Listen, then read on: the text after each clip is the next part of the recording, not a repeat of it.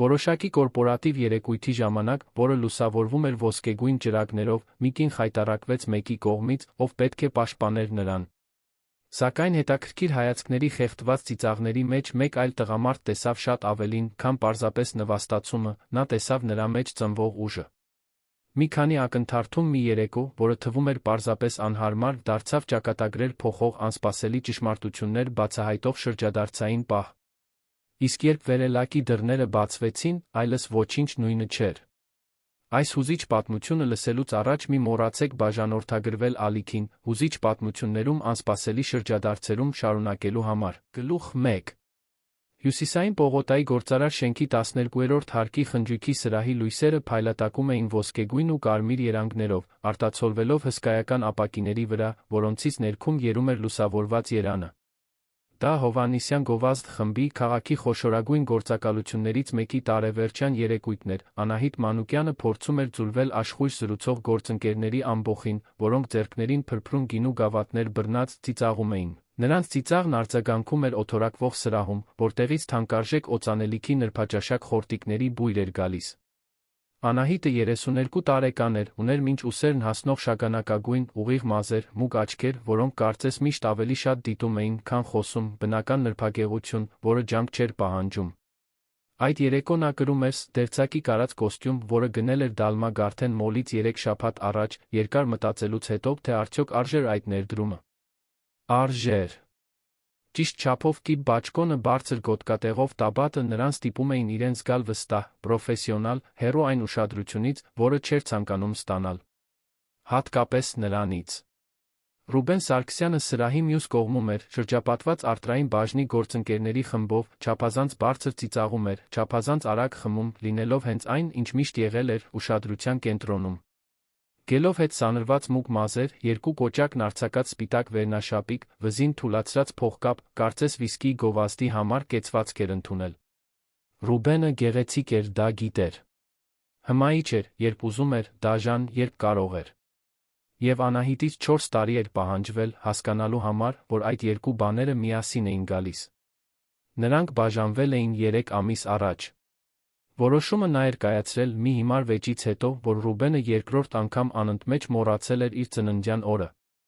Խնդիրը միայն ծննդյան օրը չէր։ Դա այն էր, թե ինչպես էր Ռուբենը նրա հետ վարվում, երբ մենակ էին, կարծես նա տարբերակ լիներ, ոչ թե առաջնահերթություն։ Դա այն ձն էր, որով նա նվաստացնում էր իր մասնագիտական ձեռքբերումները, միշտ մի մեկնաբանությամբ, որը կատակի տեսք ուներ, բայց դառը համեր թողնում։ Դա այն կերպն էր, որով նա նայում էր այլ կանանց, նույնիսկ երբ Անահիտը նրա կողքին էր։ Անահիտը հոգնել էր երկրորդ պլանում լինելուց։ Ուստի բաժանվեց։ Այդքան պարզ։ Կամ գոնե պարզ էր եղել, մինչ որ պարզեցին, որ նույն շենքում են աշխատելու, գրեթե ամեն օր տեսնելու են միմյանց, կիսելու են վերելակներ, հանդիպումներ, հիմա այս անիծյալ տարեվերջյան երեկույթը։ Նաս մեկ գավաթ փրփրուն գինի վերցրեց համազգեստով մատուցողի առաջարկած սկուտեղից փորձեց կենտրոնանալ զրույցի վրա, որը ստեղծագործական բաժնի Մարինեն էր սկսել հունվարյան արձակուրդների մասին։ Մարինեն ընկերության այն սակավաթիվ մարդկանցից էր, ում հետ Անահիտն իսկապես լավ հարաբերությունների մեջ էր։ Նա 28 տարեկան էր, շփվող, գունավոր հագուստ էր կրում, այնպես էր ծիծաղում, որ շրջապատի բոլոր մարդիկ նույնպես ժպտում էին։ Բայց այդ պահին նույնիսկ Մարինեի էներգիան չէր կարողանում շեղել Անահիտին ստամոքսի սեղմումից, որը նա զգում էր ամեն անգամ, երբ Ռուբենը բարձրացնում էր ձայնը սրահի մյուս կողմում։ Նա գիտեր, որ Ռուբենը չափից շատ էր խմում։ Ճանաչում էր նշանները։ Երբ Ռուբենը խմում էր, ավելի անկաշկանդ, ավելի զվարճալի էր դառնում, բայց նա ավելի խայթող։ Կատակներն ավելի սուր էին դառնում, մեկնաբանությունները ավելի չարամիտ, այն ստիճը, որը բոլորը պետք է ունենան, պարզապես անհետանում էր։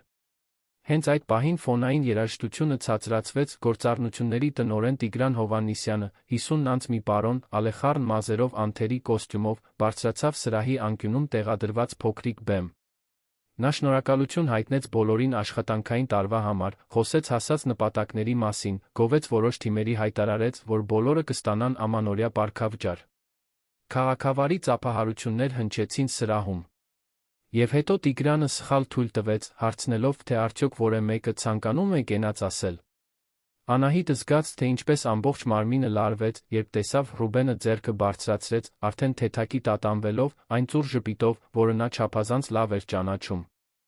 Նա խնդրեց խոսափողը, Տիգրանը, ոչինչ չկասկածելով, տվեց այն։ Ռուբենը բեմ բարձրացավ այն մարդու վստահությամբ, ով կարծում էր, թե պատրաստվում է տարվա կատակն անել։ Ուղեց փողկապը, ձեռքն անցկացրեց մազերի միջով, նայեց սրահին այն գերազանցության տեսքով, որն Անահիտը միշտ ատել էր։ Սրահի մյուս կողմում, բարին հենված, ձեռքին վիսկիի բաժակ, կանգնած էր Գաբրիել Ավագյանը։ Նա Ռուբենից 2 տարով փոքր էր, ընկերներ էին Հայաստանի ամերիկյան համալսարանում գովազդի ֆակուլտետում սովորելու տարիներից, ընկերություն էր մտել նրանից 6 ամիս հետո։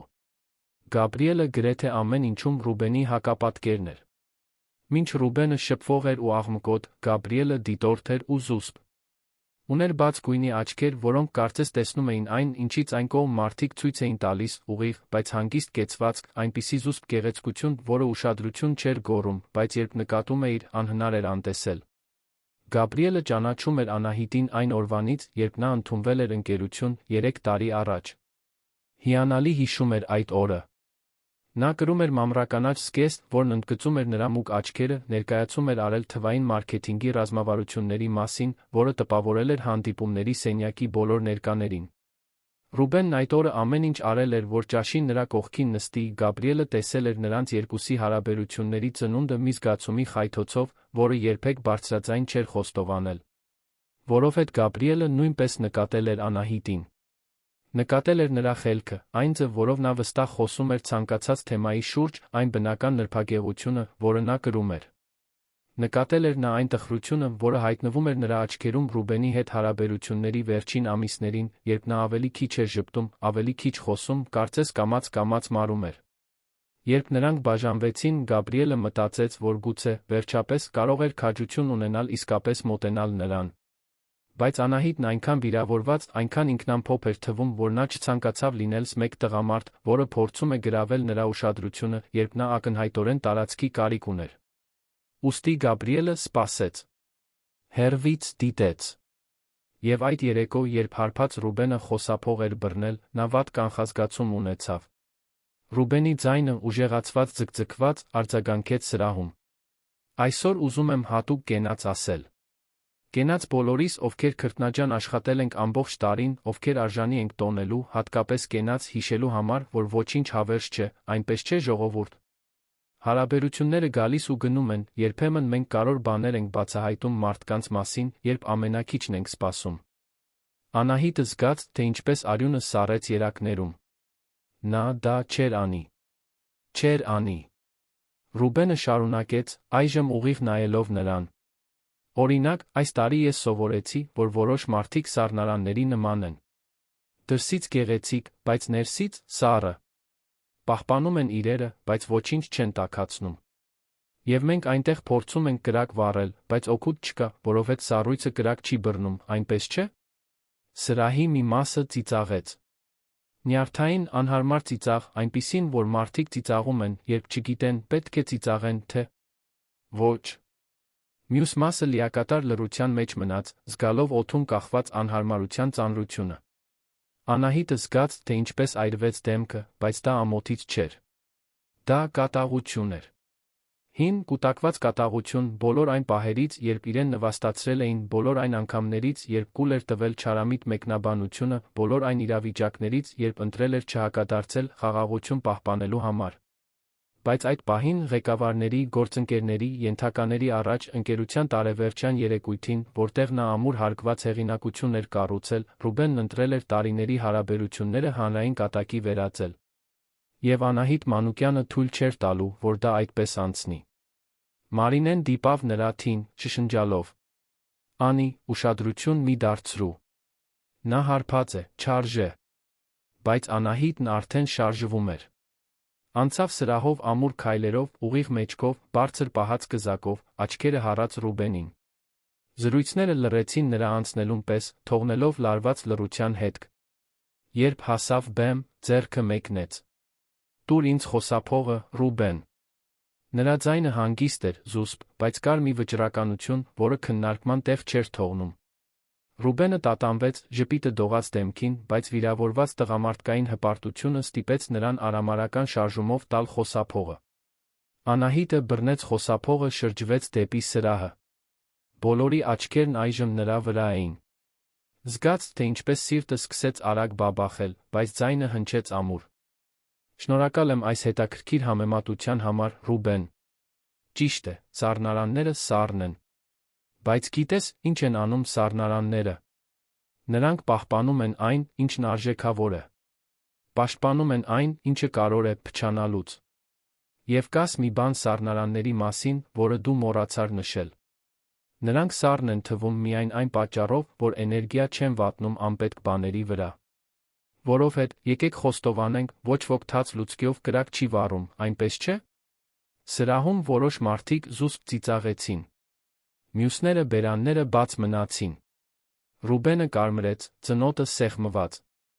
Անահիտը շարունակեց, այժմ ուղիղ նայելով նրան։ Եվ քանի որ անկեղծ կենացներ ենք ասում, ես էլ եմ ուզում մեկը ասել։ Կենաց բոլոր այն մարդկանց, ովքեր գիտեն իրենց արժեքը հրաժարվում են ընդունել ավելի քիչ, քան արժանի են։ Կենաց նրանց, ովքեր քաջություն ունեն դուրս գալ այն հարաբերություններից, որոնք նվաստացնում են, ոչ թե ավելացնում։ Եվ հատուկ կենաց իմ արժանապատվությանը, որը, բարեբախտաբար, դեռ անձեռնմխելի է, ի տարբերություն այս սրահի որոշ հեղինակությունների։ Անահիտը բարձրացրեց փրփրուն գինու գավաթը, երկար կում արեց, աչքերը Ռուբենից չկտրելով, խոսափողը վերադարձրեց գործառնությունների տնօրենին, որը կողքին կանգնած էր, լիովին անշարժ, դուրս եկավ սրահից, գլուխը բարձր պահած, առանց հետ նայելու։ Նրա թողած լռությունը խլացուցիչ էր։ Անահիտը հրեց ապակե դուռը, որը տանում էր դեպի շենքի արտաքին տարածք, մի տեսակ պատշգամբ, որից տեսարան էր բացվում դեպի հյուսիսային պողոտա, զգաց, թե ինչպես դեկտեմբերյան սառը օդը հարվածեց դեմքին։ Երանն աղմկոտ էր ներքում, մեքենաները ազդանշան էին տալիս, մարդիկ շտապում էին նույնիսկ գիշերվա այդ ժամին, քաղաքային քաոս, որը ինչ-որ կերպ հանգստացնում էր։ Նա ձեռքերը հենեց բետոնե բազրիքին, փակեց աչքերը, փորձելով վերահսկել շնչառությունը։ Ձեռքերը դողում էին, ոչ թե վախից, այլ ադրենալինից։ Նա արել էր դա։ Իսկապես արել էր դա։ Նա բացահայտել էր Ռուբենին բոլորի առաջ, վերադարձրել էր նվաստացումը նույն մետաղադրամով։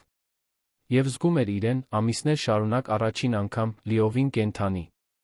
Բայց նա խոցելի էր զգում։ Որովհետև հիմա պետք է վերադառնար այդ սրահ, դիմակայեր հայացքներին, լսեր մեկնաբանությունները, գործ ունենար հետանքների հետ։ Կամ գուցե պետք չէր վերադառնալ։ Գուցե կարող էր պարզապես վերցնել իրեն, տաքսի կանչել գնալ։ Ձացնել, թե այդ ամենը տեղի չի ունեցել։ Հենց այդ ժամանակ լսեց, թե ինչպես ետում բացվեց ապակե դուռը։ Անահիտը չշրջվեց։ Կարծեց, Մարինեն է եկել իրեն մխիթարելու, կամ գուցե որե հետաքրքրասեր գործընկեր, հարցեր տալու։ Բայց ձայնը, որ հնչեց, խորն էր, տղամարդկային անսպասելիորեն բարի։ Դա լավագույն պատասխանն էր, որ երբե տեսել եմ։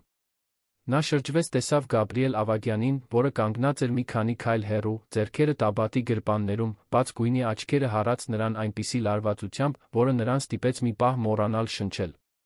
Գաբրիելը ոչ միայն Ռուբենի լավագույն ընկերն էր։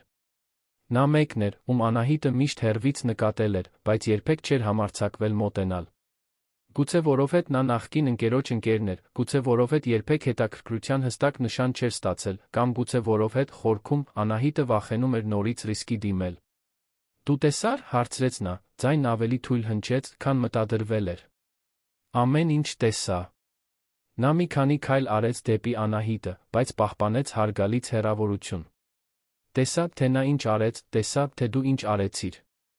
Եվ կարող եմ մի բան ասել։ Նա հիմար է։ Անահիտը կարճ, առանց հումորի ծիծաղեց։ Նա քո լավագույն ընկերն է։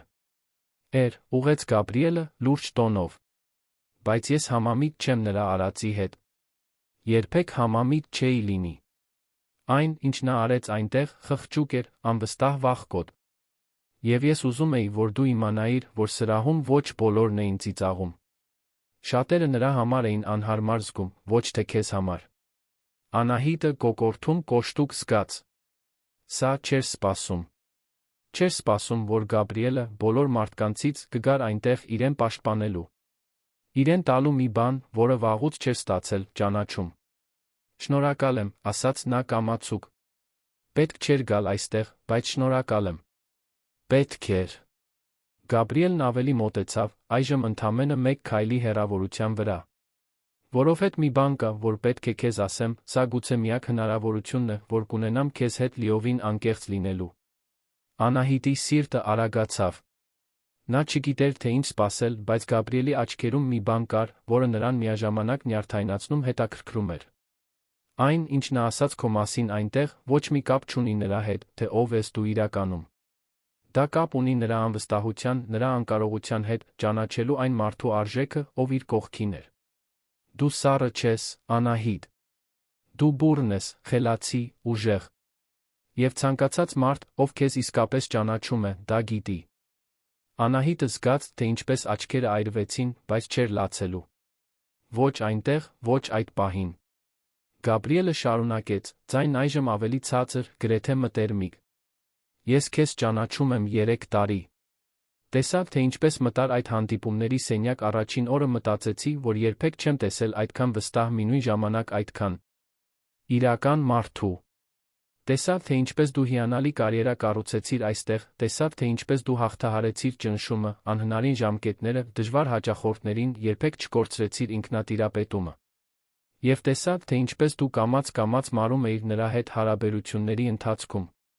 Տեսավ, թե ինչպես լույսը անհետացավ քո աչքերից, տեսավ, թե ինչպես ավելի քիչ էիր ժպտում, ավելի քիչ խոսում, ես ատում էի դա տեսնել։ Ինչու երբեք ոչինչ չասացիր, հարցրեց Անահիտը, ձայնը գրեթե շշուկի էր վերածվել։ Որովհետև դու նրա հետ էիր։ Եվ նույնիսկ լինելով իմ ընկերը, ես հարգում էի ձեր հարաբերությունները։ Բայց հիմա դուք այլս միասին չեք։ Եվ նա քիչ առաջ քեզ նվաստացրեց մի ամբողջ սրահի առաջ։ Ուստի ես այլս չեմ լռելու։ Եվ ինչ ես ուզում ասել դրանով։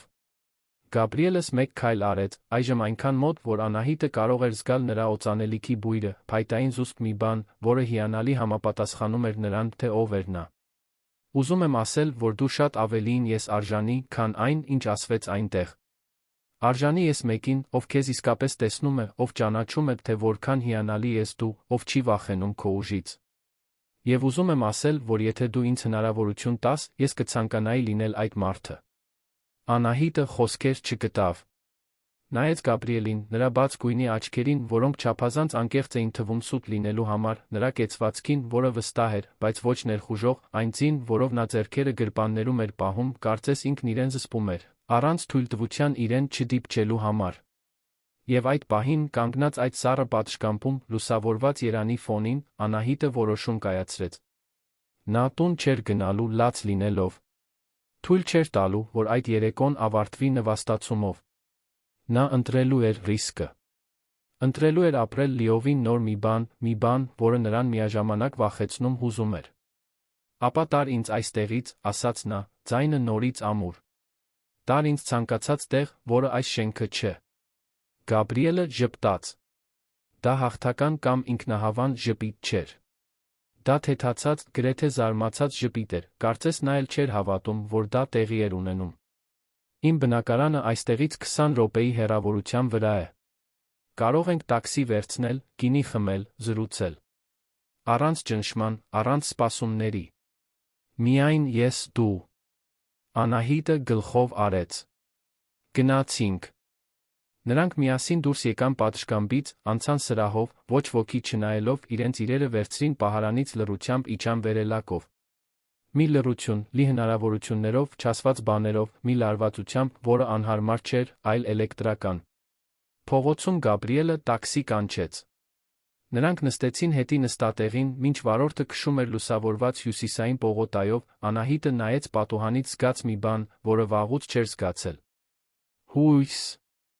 Գաբրիելի բնակարանը կենտրոնում էր, մի ժամանակակից զուսպ շենքում, հանգիստ, ծառաշատ փողոցում։ Երբ ներս մտան, Անահիտը զարմացավ տարածքից։ Դա այն չէր, ինչ նա սպասում էր 30-ամյա ամուրիից։ Հյուրասենյակը ընդարձակ էր, գրքերով լի դարակներով, պատերին նկարներ, որոնք կարծես խնամքով էին ընտրվել, հարմարավետ շագանակագույն կաշվե բազմոց, ամուր փայտից ճաշասեղան։ Ամեն ինչ կազմակերպված էր, մաքուր, հյուրընկալ։ Դու ինքդ ես ձավորել, հարցրեց նա, հանելով բաճկոնը մնալով միայն երկարատ բլուզով։ Այո։ Գաբրիելը գնաց դեպի ամերիկյան խոհանոց վերցրեց կարմիր գինու շիշ։ Ես այսպիսի բաների համար օգնություն խնդրողներից չեմ։ Սիրում եմ ընտրել այն, ինչն ինձ է ներկայացնում։ Նա 2 գավաթ լցրեց, մեկը տվեց Անահիտին։ Նրանք նստեցին բազմոցին, իրարից անվտանգ հեռավորության վրա, մի պահ լուռ մնացին։ Անահիտն էր, որ խախտեց լռությունը։ Ինչու ես։ Ինչ-ի նկատի ունես։ Դու ասացիր, որ ինձ նկատել ես առաջին օրվանից։ Բայց երբեք ոչ մի նշան չես տվել։ Ինչո՞վ։ Գաբրիելը մի կում գինի խմեց, պատասխանելուց առաջ։ Որովհետև դու իմ լավագույն ընկերոջ հետ էիր։ Եվ նույնիսկ եթե ես քո հանդեպ ինչ-որ բան զգայի, այդ սահմանը չէի անցնի։ Բայց նա որովհետև կարծում էի, որ սկզբում դու նրա հետ երջանիկ էիր։ Միայն հետո հասկացավ, որ այդպես չէ, երբ արդեն շատ ուշ էր։ Իսկ հիմա։ Հիմա դու ազատ ես։ Նա ցույց է տալիս, թե ով է իրականում։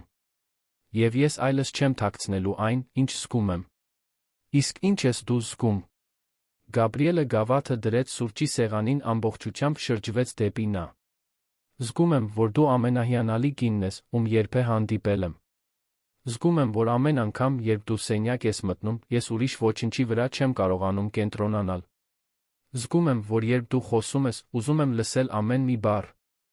Եվ զգում եմ, որ այն տեսարանը սրահում, որքան էլ ցավոտ լիներ, ամենախիզախ բանն էր, որ երբե տեսել եմ։ Անահիտը զգաց, թե ինչպես կուրծքը սեղմվեց։ Նա սովոր չէր դրան։ Որ ինչ-որ մեկը իր մասին այդպես խոսի, անկեղծ հիացմունքով, առանց ակնհայտ երկրորդ մտքերի։ Ես խիզախ չեմ, խոստովանեց նա։ Ես հիմա մեռնում եմ վախից։ Ինչի՞ց։ Այստեղ լինելուց։ Այն երեկույթից քեզ հետ դուրս գալուց։ Չիմանալուց, թե սա ինչ է նշանակում։ Նորից վիրավորվելու վախից։ Գաբրիելը դանդաղ մեկնեց ձեռքը, նրան ժամանակ տալով հետ քաշվելու, եթե ցանկանար։ Բայց Անահիտը հետ չքաշվեց։ Նա թույլ տվեց, որ Գաբրիելը իր մատները միահյուսի իրենց հետ։ Ես քեզ չեմ վիրավորի, Անահիտ։ Ես նա չեմ։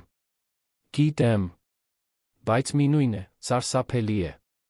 Կարող է։ Բայց երբեմն լավագույն բաները սկսվում են մի փոքր վախով։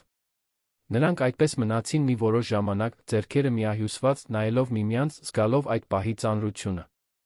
Եվ հետո Գաբրիելը դանդաղ թեքվեց, Անահիտին ժամանակ տալով կանգնեցնելու, եթե ցանկանար, համբուրեց նրան։ Դա մի համբույր էր, որը տարբերվում էր այն ամենից, ինչ Անահիտը զգացել էր Ռուբենի հետ։ Դա շտապողական չէր, ներխուժող չէր։ Դա դանդաղ էր, ուսումնասիրող, հարգալից։ Գաբրիելը համբուրում էր այնպես, կարծես աշխարհի ամբողջ ժամանակն ուներ, կարծես ամեն վայրկյանը կարոր էր։ Երբ բաժանվեցին, Անահիտի շունչը կտրված էր, իսկ աչքերը փայլում էին։ Սա խելագարություն է, շշնջաց նա։ Այո, համաձայնեց Գաբրիելը, ժպտալով։ Բայց դա այն խելագարությունն է, որը ես ուզում եմ ապրել։ Եվ այդ երեկո գինու անկեղծ զրույցների հին վերքերը բուժող թվացող համբույրների մեջ Անահիտը բացահայտեց մի բան, որը մոռացել էր։ Բացահայտեց, որ հնարավոր է լինել ցանկալի առանց նվաստացվելու։ Բացահայտեց, որ կան տղամարդիկ, ովքեր հիանում են քո ուժով, փոխանակ դրանից սպառնալիք զգալու։ Բացահայտեց, որ գուցե, միայն գուցե, այն նվաստացումը երեկույթին այն հրումն էր, որի կարիքը նա ուներ, վերջապես գտնելու մեկին, ով իրեն իսկապես տեսնում է։ Գլուխ 2։ Անահիտը հաջորդ առավոտ արթնացավ Գաբրիելի ննջասենյակի բեժ վուշե վարագույրներից ներս թափանցող արի լույսից։ Մի պահ, դեռ քնաթաթախ, տարօրինակ թվաց միջավայրը։ Դա իր սենյակը չէր։ Իր անկողինը չէր։ Եվ հետո նախորդ գիշերվա հիշողությունները հեղեղի պես եկան, երեկույթը, նվաստացումը, իր տված պատասխանը, Գաբրիելը պատշգամբում, տաքսին, բնակարանը, համբույրները։ Նա գլուխը թեքեց բարձին, տեսավ, որ Գաբրիելն արթուն է, կողքի պառկած, իրեն է նայում շուրթերին փոքրիկ ժպիտով։ Բարի լույս, ասաց նա, նոր արթնացած մարդու խռպոտ ձայնով։ Բարի լույս։ Անահիտը սավանը մինչ կզակը քաշեց, հանկարծ գիտակցելով, որ կրում է միայն նրա վերնաշապիկն ու իր ներքնազգեստը։ Ժամը քանի՞սն է։ 8-ն անց մի քիչ։ Շաբաթ է, պետք չէ շտապել։ Նա թեթացած հոգոց հանեց։ Գոնե ստիպված չէր լինի դիմակայել ուրբաթ օրվա քաոսային խցանումներին, տուն հասնելու համար։ Բայց իրականությունը սկսում էր իրեն զգացնել տալ, նա գիշերն անցկացրել էր Գաբրիել Ավագյանի հետ, իր նախկին ընկերոջ լավագույն ընկերոջ, հենց այն գիշեր, երբ հրապարակավ նվաստացվել էր ընկերության երեկույթին։ Ինչ էր նա արել։ Գաբրիելը կարծես նկատեց նրան պատող լարվածությունը։ Հեյ, պետք չէ այդպես լինել։ Մենք ոչ մի սխալ բան չենք արել։ Գիտեմ։ Նա նստեց անկողնում, ձեռքերն անցկացնելով չսանրված մազերի միջով։ Պարզապես ամեն ինչ այնքան արագ կատարվեց։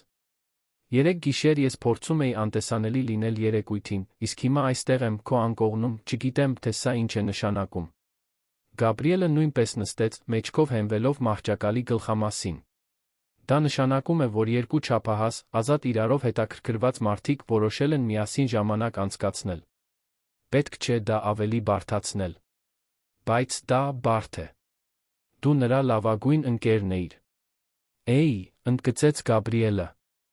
Այլս չեմ։ Երեկվա նրա արածից հետո, ցանկացած հարգանք, որ ես նրա հանդեպ ունեի, մահացավ հենց այնտեղ։ Եվ քո հեռախոսը ամբողջ գիշեր չի դադարել զանգել։ Դադարել է։ Ես անջատել եմ։ Հիմա չեմ ուզում նրա հետ խոսել։ Գուցե այլս երբեք չուզեմ։ Անահիտը նայեց նրան, փորձելով հասկանալ, թե արդյոք դա իրական էր։ Արդյոք Գաբրիելն իսկապես պատրաստ էր կորցնել տարիների բարեկամությունը իր պատճառով։ Եվ արդյոք ինքը պատրաստ էր դիմակայել դրա հետանքներին։ Գաբրիելը բռնեց նրա ձեռքը։ Տես, ես հասկանում եմ, եթե դու շփոթված ես։ Եթե ուզում ես, որ քեզ տուն տանեմ, մենք ձացնենք, թե ոչինչ տեղի չի ունեցել, կտանեմ։ Բայց պետք է, որ դու մի բան իմանաս։ Ես չեմ զղջում, որ քեզ այստեղ եմ բերել։ Չեմ զղջում, որ քեզ ասել եմ, թե ինչ եմ զգում։ Եվ չեմ զղջալու նրա համար, ինչ տեղի ունեցավ մեր մեջ։ Իսկ ինչ տեղի ունեցավ մեր մեջ, հարցրեց նա, կարիք ունենալով լսել հստակ բառերով։ Տեղի ունեցավ այն, որ ես վերջապես քաջություն ունեցա քեզ հետ անկեղծ լինել։ Տեղի ունեցավ այն, որ դու որոշեցիր վստահել ինձ։ Եվ տեղի ունեցավ այն, որ մենք հիանալի գիշեր անցկացրինք, զրուցելով, ծիծաղելով իրար իսկապես ճանաչելով։ Մնացածը միասին կբացահայտենք, եթե դու ցանկանաս։ Անահիտը մի պահ լուռ մնաց, մարսելով ամեն ինչ։ Վախենում էր։ Վախենում էր նորից վիրավորվելուց, վախենում էր մի հարաբերությունից մյուսին անցնելուց, առանց բուժվելու ժամանակ ունենալու, վախենում էր, թե մարդիկ ինչ կասեն, վախենում էր սխալ թույլ տալուց։ Բայց նա զգում էր մի բան, որը վաղուց չէր զգացել՝ ցանկություն։ Ցանկություն ռիսկի դիմելու, ցանկություն նոր բան ապրելու, ցանկություն բացահայտելու, թե արդյոք իր կողքի այս տղամարդն իսկապես տարբերվում էր այն ամենից, ինչ ինքը ճանաչել էր։ Ես ուզում եմ, վերջապես ասաց նա։ Ուզում եմ բացահայտել։ Բայց պետք է դանդաղ գնանք։ Գաբրիելը ժպտաց, այն ժպիտով, որը լուսավորում էր նրա բաց գույնի աչքերը։ Մենք կգնանք այն տեմպով, որով դու կցանկանաս։ Նա վեր կացավ անկողնուց, հագին ունենալով միայն մոխրագույն սպորտային տաբատ, որը ցածր էր նստած կոնքերին, ձեռքը մեկնեց նրան։ Արի։ Նախաճաշ եմ պատրաստելու։ Գաբրիելի խոհանոցը անթերի կազմակերպված էր։ Նա սառնարանից ձու հանեց, անկյունի հացի փռից գնված հաց, պանիր, խոզապուխտ, կարագ, սկսեց պատրաստել ամեն ինչ այնպիսի բնականությամբ, որը զարմացրեց Անահիտին։ Նա նստեց բարի բարձր աթոռներից մեկին, դիտելով։ Դու խոհարարություն ես անում, հարցրեց նա գրեթե անհավատալի։ Անում եմ։ 5 տարի է, մենակ եմ ապրում, միայն առաքումով չէի գոյատի։ Նա ձվերը կոտրեց թավայի մեջ։ Իրականում սիրում եմ խոհարարություն անել։ Հանգստացնում է։ Ռուբենը հազիվ էր կարողանում արիշտա պատրաստել։ Ռուբենը շատ սահմանափակումներ ունի, ասաց Գաբրիելը, առանց նրան նայելու, կենտրոնացած ձվերի վրա։ Բայց մենք այստեղ չենք, նրա մասին խոսելու։ Ճիշտ ես։ Կներես։ Պետք չէ ներողություն խնդրել։ Նա դեմքը շրջեց ժպտաց նրան։ Պարզապես կարծում եմ, որ մենք արժանի ենք վայելելու այս պահը, առանց անցյալի ուրվականների։ Նրանք միասին նախաճաշեցին, զրուցելով միաժամանակ մանր, խորը բաների մասին։ Գաբրիելը պատմեց Գյումրիում անցկացրած մանկության համալսարան ընդունվելու համար Երևան տեղափոխվելու այլս չհեռանալու, մի օր սեփական գովազդային գործակալությունը հիմնելու երազանքի մասին։ Անահիտը խոսեց Աբովյանում մեծանալու մոր մասին, որը նրան եղբորը մենակ էր մեծացրել հոր հեռանալուց հետո, լավ համալսարան ընդունվելու ամուր կարիերա կառուցելու համար պայքարելու մասին։ Եվ որքան շատ էին զրուցում, այնքան ավելի շատ էր Անահիտը հասկանում, որ Գաբրիելն իսկապես լսում էր իրեն։ Հետաքրքրություն չէր ծածնում, թեման չէր փոխում, հեռախոսին չէր նայում, երբ ինքը խոսում էր։ Նա ներկա էր, իսկապես։ Երբ նախաճաշն ավարտվեց, Գաբրիելը մեքենայով նրան տարավ մինչ Աբովյանում գտնվող իր բնակարանը։ Հրաժեշտը մինույն ժամանակ տարօրինակ քաղցր էր։ Երկար համբույր մեքենայում, ավելի ուշ խոսելու խոստում, հետո Անահիտը մենակ էր իր շենքի վերելակում, բարձրանալով դեպի բնակարան, որը կիսում էր իր կրտսեր քրոջ Կարինեի հետ։ Կարինեն հյուրասենյակում էր, հեռուստացույց դիտելիս, երբ Անահիտը ներս մտավ։ Նա 26 տարեկան էր, լրագրության ֆակուլտետի ուսանողուհի, ուներ այն էներգիան, որը դեռ հավատում էր, թե կարող է փոխել աշխարհը։ Դու գիշերը դրսում ես անցկացրել, ասաց Կարինեն, աչքերը հեռուստացույցից չկտրելով, բայց շուրթերին խորամանկ ժպիտով։ Անցկացրել եմ։ Եվ պատմելու ես, թե… Պետք է գուշակեմ։ Անահիտը պայուսակը նետեց բազմոցին, նստեց քրոջ կողքին։ Հիշում ես, որ պատմել էի, թե 3 ընկերության երեկույթներ։ Հիշում եմ։ Եվ, ըստ ելույթին, ավելի հետաքրքիր է եղել, քան սպասում էիր։ Պատկերացում չունես։ Անահիտը պատմեց ամեն ինչ։ Հանրային նվաստացումը իր տված պատասխանը, Գաբրիելի հայտնվելը պատշգամբում, միասին անցկացրած գիշերը։ Կարինեի բերանը բաց մնաց ամբողջ զրույցի ընթացքում։ Սպասիր։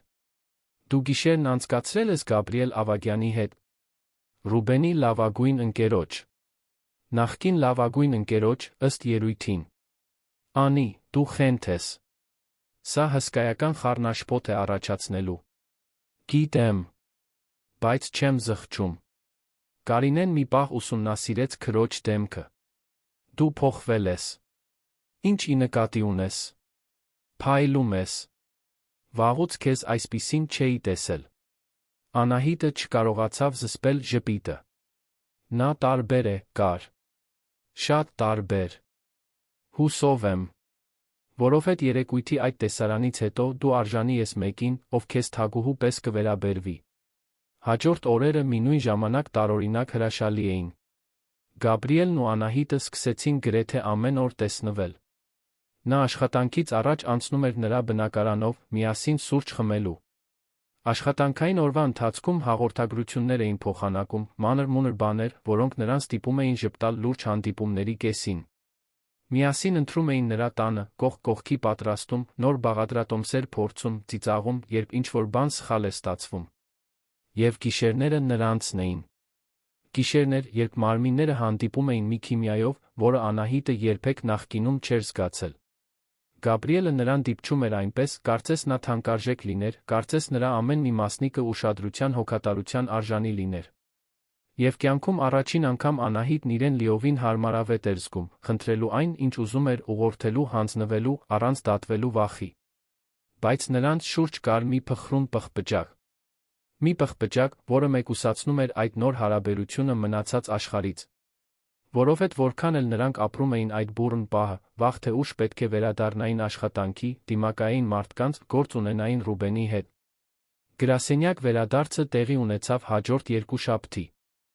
Անահիտը վաղ արթնացավ, ընտրեց մի հագուստ, որը նրան հզոր էր զգացնում, մուգ կապույտ զգեստ, որն ընդգծում էր գոտկատեղը, համապատասխան բաճկոն, խորը շունչ քաշեց տնից դուրս գալուց առաջ։ Երբ հասավ գրասենյակ հյուսիսային պողոտայում, զգաց հայացքները։ Ոչինչ շատ ակնհայտ չէր, բայց դա կար։ Շշուկները, որոնք դադարում էին, երբ նա անցնում էր, զրույցները, որոնք լռում էին, երբ նա մտնում էր խոհանոց սուրճ վերցնելու, գործընկերների կիսատ պրատ ժպիտները, ովքեր չգիտեին ինչպես իրենց պահել նրա մոտ։ Մարինեն միակն էր, ով քաջություն ունեցավ ուղղակիորեն անդրադառնալ թեմային։ Նա առավոտյան մտավ Անահիտի սենյակ, փակեց դուռը։ Դե, խոսենք սենյակի մեջտեղի փղի մասին։ Անահիտը ժպտաց, չնայած լարվածությանը։ Փղի… Երեկույթի տեսարանը։ Ի դեպ, դու հիանալի էիր։ Գրասենյակի կեսը քո կողմից է, մյուս կեսը խղճում է Ռուբենին։ Իսկ դու ո՞ն կողմից ես։ Քո, իհարկե։ Նա տականք էր։ Դու վրեժի աստվածուհի էիր։ Վերջ։ Շնորհակալ եմ, Մար։ Բայց մի ուրիշ բան էլ կա։ Մարինեն աթոռ քաշեց նստեց։ Ասում են, որ դու երեկույթից Գաբրիելի հետ ես դուրս եկել։ Անահիտը զգաց, թե ինչպես ստամոքսը սեղմվեց։ Արդեն սկսվել էին բամբասանքները։ Այո, դուրս եմ եկել։ Անի, դու գիտես, որ սա գրասենյակի ամենամեծ բամբասանքն է դառնալու, այնպես չէ։ Գիտեմ։ Բայց ես ոչ մի սխալ բան չեմ արել։ Ես ամուրի եմ, նա ամուրի է, այն, ինչ մենք անում ենք մեր անձնական կյանքում, այստեղ ոչ ոքի գործը չէ։ Ես լիովին համաձայն եմ։ Պարզապես քեզ զգուշացնում եմ, որ մարդիկ խոսելու են։ Հատկապես որովհետև նա Ռուբենի ընկերն էր։ Թող խոսեն։ Անահիտը փորձեց ավելի վստահ հնչել, քան զգում էր։ Ես այլս չեմ ապրելու իմ կյանքը, անհանգստանալով, թե ուրիշներն ինչ կմտածեն։ Ահա իմ աղջիկը։ Մարինեն վեր կացավ։ Հիմա պատմիր, նա լավ է համբուրվում։ Անահիտը գրիչ նետեց նրա վրա, ծիծաղելով։ Դուրս արի այստեղից։ Օրն անցավ առանց լուրջ միջադեպերի, բայց Անահիտը գիտեր, որ ժամանակի հարց է, մինչ Ռուբենին բախվի։ Եվ գիտեր նա, որ երբ դա տեղի ունենա, հեշտ չի լինի։ Գաբրիելը նույնպես գործ էր ունենում հետանքների հետ։ Ռուբենը տասնյակ հաղորդագրություններ էր ուղարկել երեկույթի գիշերվանից ի վեր, փոփոխելով զայրույթը, հիասթափությունը հաշտվելու փորձերը։ Գաբրիելը ոչ մեկին չէր պատասխանել։ Արգելափակել էր համարը, արգելափակել սոցիալական ցանցերում ընդհանուր ընկերներին հասկացրել, որ շփում չի ուզում։ Բայց նույն շենքում աշխատելը նշանակում էր, որ վաղ թե ուշ նրանք կհանդիպեին։ Դա տեղի ունեցավ չորեքշաբթի օրը։ Անահիտը 10-րդ հարկում հանդիպումից դուրս էր գալիս, երբ որոշեց աստիճաններով իջնել, ոտքերը ձգելու համար։ Բայց երբ հասավ 8-րդ հարկ, աստիճանների դռան կողպեքի հետ ինչ-որ խնդիր կար։ Հոգոց հանեց, որոշեց վերելակով իջնել։ Սեղմեց կոճակը, սպասեց, նայելով հեռախոսին, պատասխանելով քրոջ հաղորդագրությանը։ Երբ վերելակը հասավ, դռները բացվեցին, նա բարձրացրեց աչքերը, զգաց, թե ինչպես արյունը սառեց երակներում։ Գաբրիելն այնտեղ էր։ Եվ Ռուբենը նույնպես։ Երեքը մի պահ քարացան, որը կարծես հավերժություն տեց։ Անահիտը մտածեց սպասել հաջորդ վերելակին, բայց դա վախկոտություն կլիներ։ Ուստի մտավ, սեղմեց առաջին հարկի կոճակը, կանգնեց դեպի դռները, Գաբրիելը մի կողմում, Ռուբենը մյուս։ Լռությունը ծանր էր, լի այն ամենով, ինչ չէր ասվել։ Ռուբենն էր, որ առաջինը խախտեց այն։ Ուրեմն ճիշտ է։ Նրա ձայնը դառն էր հնչում։ Դուք երկուստ։ Անահիտը չպատասխանեց։ Նրան բացատրություն տալու հաճույքը չէր պատճառելու։ Գաբրիելը, սակայն, պատասխանեց. Այո, ճիշտ է։ Ռուբենը առանց հումորի ծիծաղեց։ Իմ լավագույն ընկերն ու իմ նախկինը։ Ինչպիսի խղճուկ կլիշե։ Գաբրիելն էր, որ մի քայլ առաջ արեց, թեթակի կանգնելով Անահիտի դիմաց, կարծես պաշտպանելով նրան։ Դու կորցրեցիր ինձ լավագույն ընկեր անվանելու իրավունքը, երբ որոշեցիր հրապարակավ նվաստացնել նրան։ Եվ կորցրեցիր նրան որևէ բան անվանելու իրավունքը, երբ հարաբերություններն ավարտեցիր, նրա հետ աղբի պես վարվելով։ Ես հարբած էի։ Եվ դա արդարացում է, հարցրեց Գաբրիելը, ձայնը զուսպ, բայց մի սառնությամբ, որը Անահիտը երբեք նախկինում չէր լսել։ Հարբած լինելը արդարացնում է մեկին բացահայտելը, մարդու զգացմունքների հետ կատակ անելը, տարիների հարաբերությունները մի ամբողջ սրահի համար զվարճանքի վերածելը։ Ռուբենը կարմրեց։ Դու չես հասկանում։ Նա ինձ ստիպում էր ինձ անընդհատ փոքր զգալ։ Միշտ ինձնից լավն էր ամեն ինչում, միշտ ավելի խելացի, ավելի հմուտ։ Ինչպես ես կարծում, դա ինձ ինչպես էր զգացնում։ Այս անգամ Անահիտը պատասխանեց, ձայնը հանգիստ, բայց ամուր։ Դա իմ խնդիրը չէր, Ռուբեն։ Եթե դու քեզ անվստահ էիր զգում, պետք է դրա վրա աշխատեիր, փոխանակ փորձելու ինձ նվաստացնել, քեզ ավելի մեծ զգալու համար։ Ես երբեք քեզնից չեմ պահանջել ավելի քիչ լինել։ Դու էիր, որ պահանջում էիր, որ ես լինեմ։ Վերելակը կանգնեց 5-րդ հարկում, երկու հոգի մտան, ընդհատելով զրույցը։ Մթնոլորտն այնքան լարված էր, որ նորեկներն անմիջապես հասկացան, որ նուրբ իրավիճակի մեջ են ընկել։ Նրանք անհարմար լռության մեջ մնացին, մինչ վերելակը հասավ առաջին հարկ։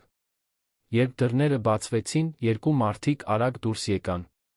Անահիտը հետեց նրանց, բայց զգաց, թե ինչպես Գաբրիելի ձեռքը միահյուսվեց իրենին, մի պահ հետ պահելով նրան։ Նա հարցական նայեց նրան։ Գաբրիելը նայեց Ռուբենին, որը դեռ վերելակում էր, հետո շրջվեց դեպի Անահիտն ու համբուրեց նրան։ Հենց այնտեղ, նրա առաջ, ցանկացած մարդու առաջ, ով անցնում էր շենքի նախասրահով։ Դա երկար համբույր չէր, բայց բավականաչափ բուռն էր, հասկացնելու համար, թե ինչ էր կատարվում նրանց մեջ։ Երբ բաժանվեցին, Գաբրիելն ուղիղ նայեց Ռուբենին։ Նա սառը չէ։ Նա պարզապես ընտրողաբար է վերաբերվում, թե ով է արժանի զգալու իր ջերմությունը։ Եվ դու երբեք արժանի չես եղել։ Վերելակի դռները փակվեցին, Ռուբենին վերադարձնելով վերին հարկեր։ Անահիտն անշարժ էր։ Գաբրիելը քիչ առաջ հրապարակավ աշխատավայրում նախկին ընկերոջ առաջ խոստովանել էր, որ նրանք միասին են։ Ինչու դա արեցիր, հարցրեց նա, դեռ մարսելով։ Որովհետ այլս չեմ թաքցնելու։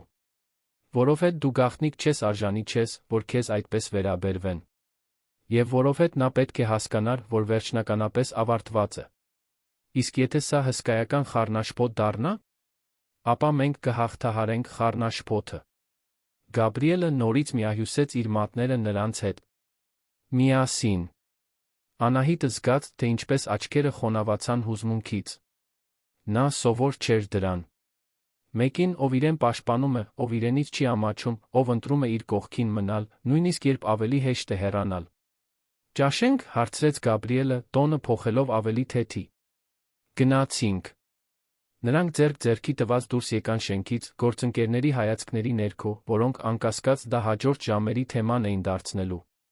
Բայց Անահիտին այլս դա չէր ուզում։ Երկար ժամանակ անց առաջին անգամ նա ապրում էր իր կյանքն իր պայմաններով, մեկի հետ, ով իրեն հարգում հիանում էր հենց այնպիսին, ինչպիսին նա կար։ Հաջորդ օրերը փորձություն էին։ Բամբասանքները ընկերությունում կրակի պես տարածվեցին։ Որոշ գործընկերներ աջակցում էին Անահիտին, մյուսները կարծում էին, որ նա շատ արագ է անցել մեկ այլ հարաբերության։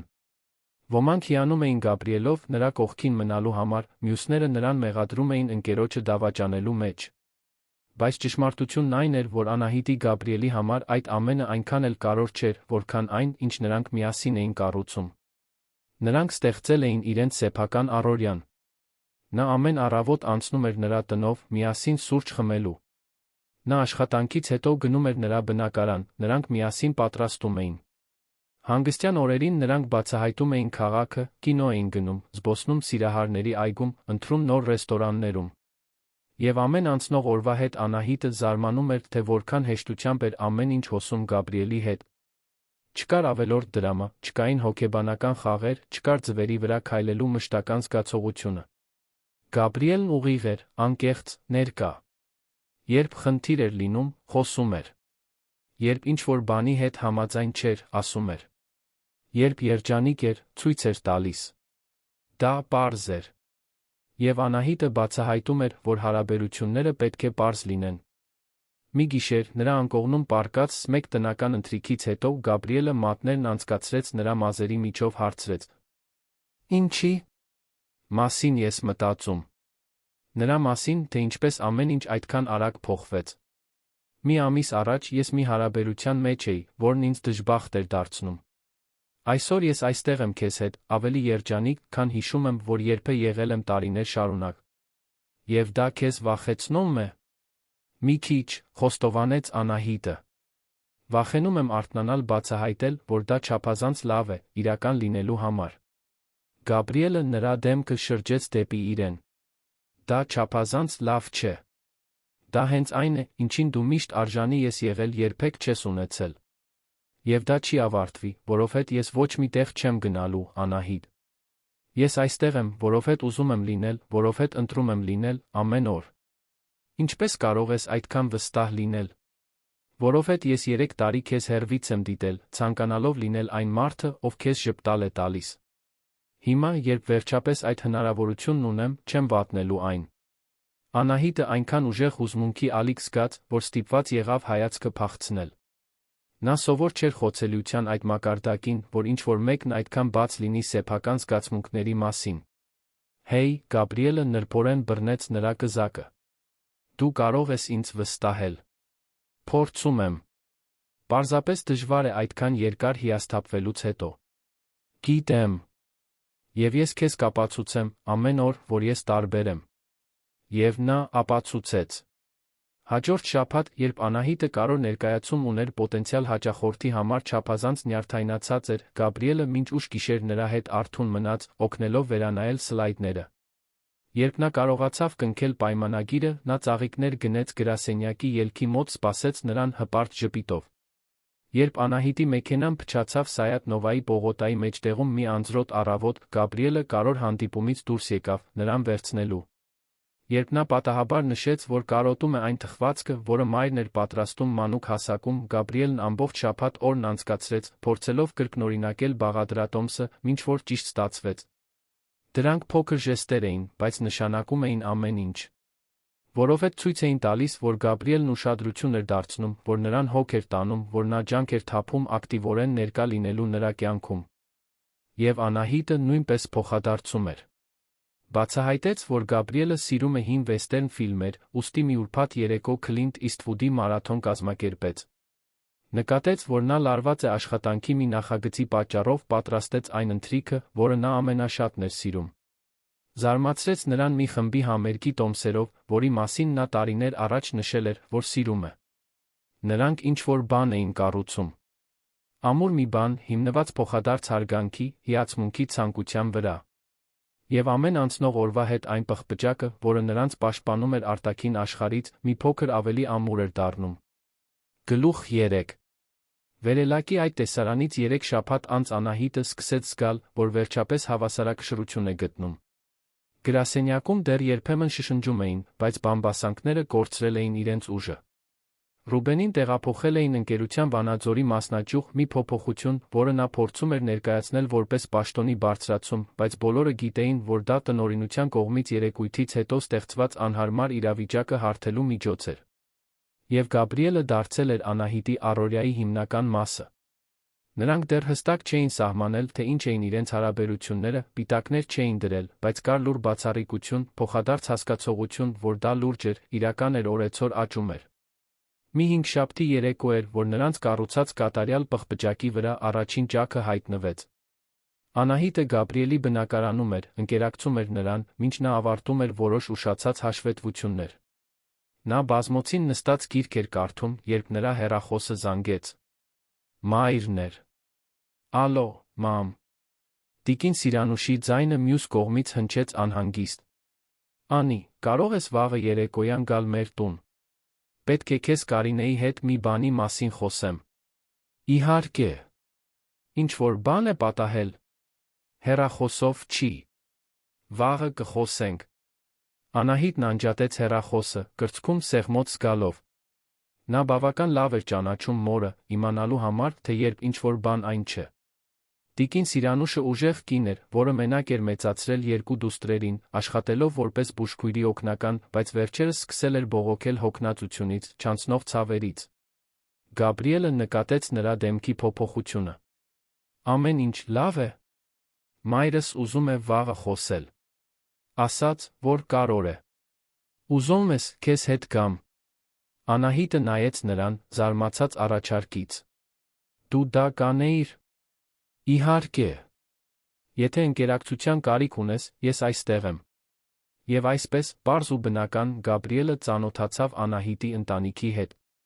Տիկին Սիրանուշի տունը Աբովյանում էր, մի հանգիստ, միջին խավի թաղամասում, ծառաշատ փողոցում, որտեղ երեխաները դեռ երեկոյան խաղում էին մայթին։ Դա փոքր, բայց հարմարավետ տուն էր, առջում այգի, որը տիկին Սիրանուշը խնամքով էր պահում։ Կարինեն բացեց դուռը, երբ նրանք հասան, նա արդեն ճանաչում էր Գաբրիելին միանգամից, երբ նա եկել էր Անահիտին վերցնելու իրենց բնակարանից, հատուկ գրկեց նրան, կարծես հին ընկերներ լինեին։ Ուրեմն դու ես այն հայտնի Գաբրիելը, որն իմ քրոջը թողել է այս սիրահարված դեմքով։ Գաբրիելը ծիծաղեց, անհարմար զգալով։ Հուսով եմ, լավ աշխատանք եմ կատարում։ Հիանալի ես կատարում։ Կարինեն աչքով արեց Անահիտին։ Վաղուց նրան այսպիսին չէի տեսել։ Տիկին Սիրանուշը հայտնվեց խոհանոցից, ձեռքերը սրբիչով չորացնելով։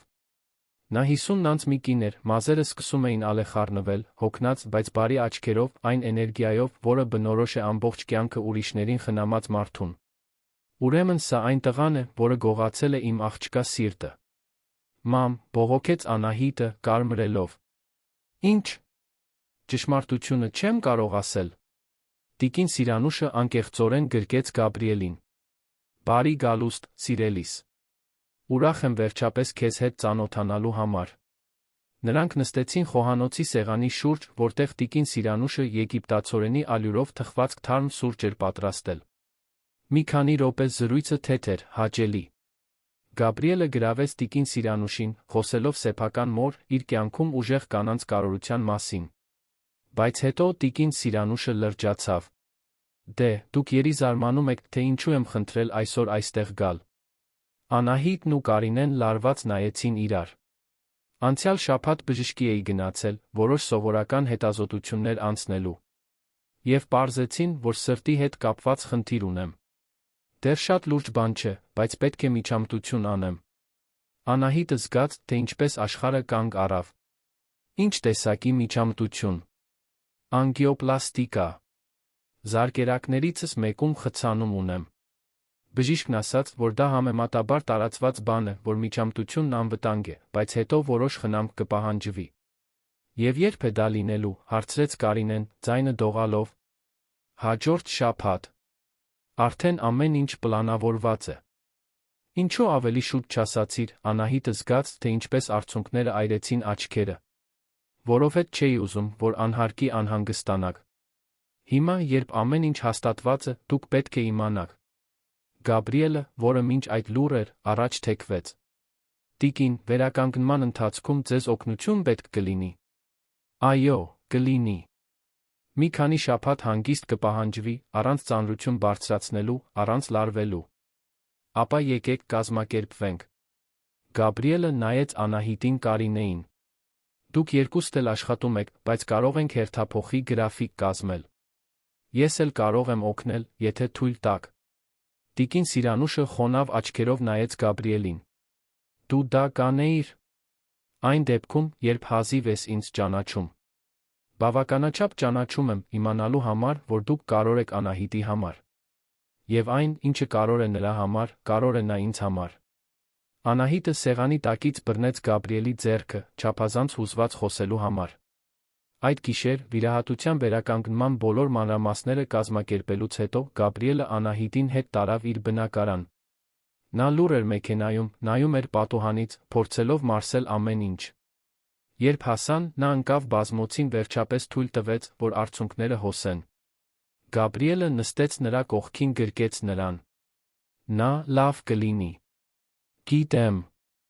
Պարզապես մայրս միշտ այնքան ուժեղ, այնքան անկախ է եղել։ Նրան այսպես խոցելի տեսնելը դժվար է։ Նա դեռ ուժեղ է։ Պարզապես դժվար պահի միջով է անցնում։ Եվ դուք նրա կողքին կլինեք։ Շնորհակալ եմ։ Այսօր ինձ հետ գալու համար։ Օգնություն առաջարկելու համար։ Դու պարտավոր չէիր դա անել։ Ես ուզում էի անել։ Գաբրիելը մազերը հեռացրեց նրա դեմքից։ Անահիտ, դու դեռ չես հասկացել, որ ես այստեղ եմ ամեն ինչի համար։ Ոչ միայն լավ պահերին։ Նա դժվար պահերին։ Նա նայեց նրան, այն բաց գույնի աչքերին, որոնք միշտ կարծես տեսնում էին այն, ինչից այն կողմ նա ցույց էր տալիս։ Երբեմն դժվար է հավատալ, որ դու իրական ես։ Իրական եմ։ Եվ ոչ մի տեղ չեմ գնալու։ Այդ գիշեր, անկողնում պառկած, Անահիտը զգաց, թե ինչպես իր մեջ ինչ-որ բան բաց թողեց։ Մի դիմադրություն, որը դեռ պահում էր, մի պատ, որը կառուցել էր, իրեն պաշտպանելու համար։ Գաբրիելս մեկ անգամ ապացուցել էր, որ տարբեր է։ Որ նա այնտեղ է ոչ թե շահի, ոչ թե հարմարավետության համար, այլ որովհետև իսկապես հոգ է տանում։ Վիրահատության շաբաթը լարված էր։ Անահիտը մի քանի օր արձակուրդ վերցրեց աշխատանքից, մոր հետ մնալու համար։ Միջամտությունը լավ անցավ, բայց տիկին Սիրանուշին հիվանդանոցի անկողնում, թույլ սարքերին միացված տեսնելը նրա վրա այնպես ազդեց, ինչպես չէր սպասում։ Գաբրիելը ամեն օր աշխատանքից հետո հայտնվում էր հիվանդանոցում, Անահիտի Կարինեի համար լավ ուտելիք էր բերում, տիկին Սիրանուշի հետ մանր-մունր բաներից էր խոսում, նրան շեղելու համար, օգնում էր գործնական հարցերով, ինչպիսիք են ապահովագրության հետ կապված բյուրոկրատական խնդիրները լուծելը։ Կարինեն էր, որ Անահիտին ասաց մի գիշեր, երբ նրանք մենակ էին սպասասրահում։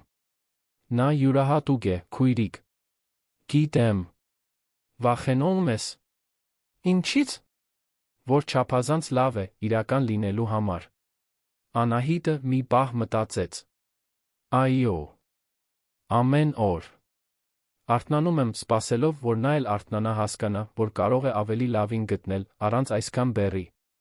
Նա դա չի հասկանա, որովհետև դա ճիշտ չէ։ Կարինեն բռնեց քրոջ ձեռքը։ Եվ գիտես, ինչու։ Որովհետև նա քեզ նայում է այնպես, ինչպես բոլորն արժանի էին, որ իրենց նայեին։ Կարծես դու աշխարհի ամենահիանալի մարդը լինես։ Արդյոք դա փոխադարձ է։ Արդյոք ես նրան ստիպում եմ նույնը զգալ։ Կարծում եմ, դրան միայն նա կարող է պատասխանել։ Երբ տիկին Սիրանուշը դուրս գրվեց տուն գնաց, վերականգնումը սկսելու, նրանք գրաֆիկ կազմեցին։ Անահիտը նրա հետ էր մնում առավոտյան աշխատանքի գնալուց առաջ, Կարինեն ստանձնում էր կեսօրները, երբ դաս չուներ, իսկ Գաբրիելը որոշ երեկոներ գալիս էր ընկերակցելու օգնելու, ինչով որ անհրաժեշտ էր։ Հենց այդպիսի մի երեկո, երբ Կարինեն դուրս էր եկել, Անահիտը խոհանոցում ընթրիք էր պատրաստում, տիկին Սիրանուշը կանչեց Գաբրիելին, իր հետ հյուրասենյակում նստելու։ Կարող եմ քեզ մի անհամեստ հարց տալ։ Իհարկե, տիկին Սիրանուշ։ Քեզ նման տղան ինչ է տեսնում իմ աղջկա մեջ։ Գաբրիելը ժպտաց։ Հարգում եմ այդ հարցը։ Եվ անկեղծ կլինեմ։ Տեսնում եմ խելացի, ուժեղ, վճռական կնոջ։ Տեսնում եմ մեկին, ով չի վախենում պայքարելու այն բանի համար, ինչ ուզում է, ով ոտքի է կանգնում ընկնելուց հետո, ով ամուր արժեքներ ունի։ Տեսնում եմ մեկին, ով ինձ ստիպում է ավելի լավը լինել, պարզապես նրա կողքին լինելով։ Դու գիտես, որ նա շատ է տուժել վերջին հարաբերություններում, այնպես չէ։ Գիտեմ։ Եվ գիտեմ նա, որ նա դեռ վախենում է նորից վիրավորվելուց։ Իսկ դու ինչ-որ բանից վախենում ես։ Գաբրիելը մի պահ մտածեց։ Վախենում եմ բավարար չլինելուց։ Նրան չապացուցելուց, որ ես տարբեր եմ։ Որ նա մի օր կարթնանա կորոշի, որ ռիսկն արժանի չէ։ Ուրեմն դուք երկուստ էլ նույն բաներից եք վախենում։ Տիկին Սիրանուշը ժպտաց։ Դա լավ է։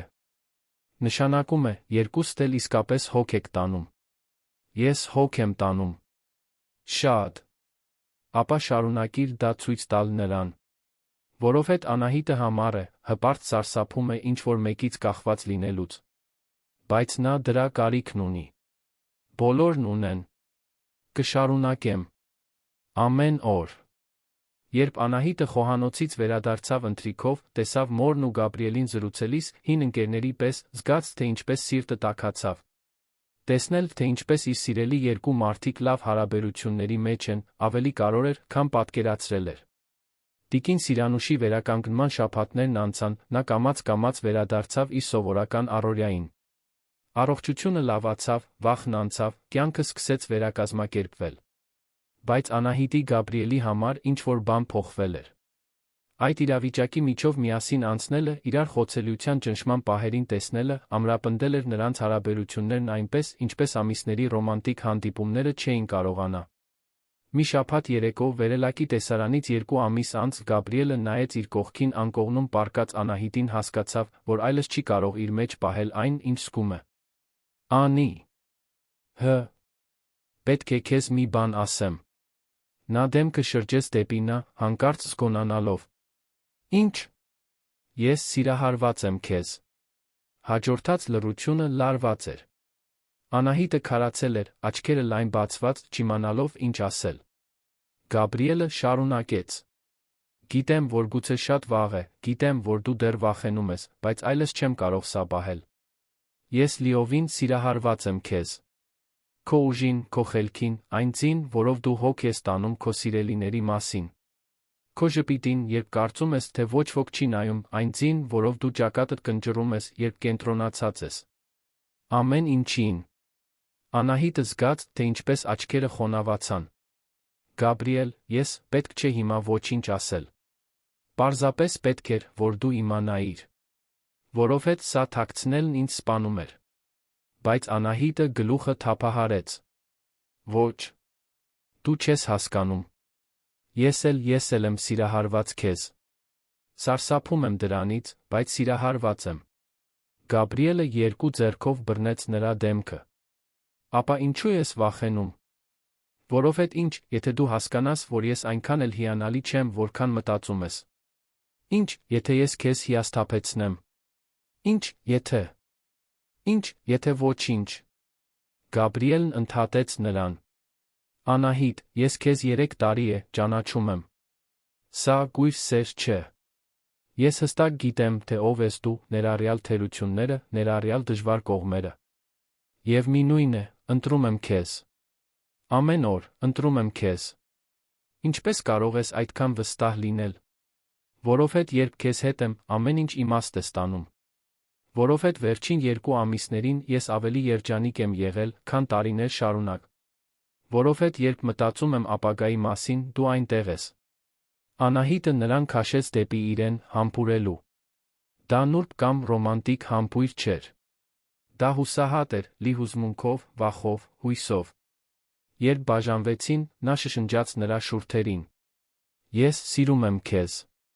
Դրանք 3 բառեր էին, որոնք նա մեռնելու չափ վախենում էր ասել, 3 բառեր, որոնք կորցրել էին իրենց իմաստը Ռուբենի հետ հարաբերություններում, 3 բառեր, որոնք այժմ անբավարար էին թվում, նկարագրելու համար այն, ինչ զգում էր Գաբրիելի հանդեպ։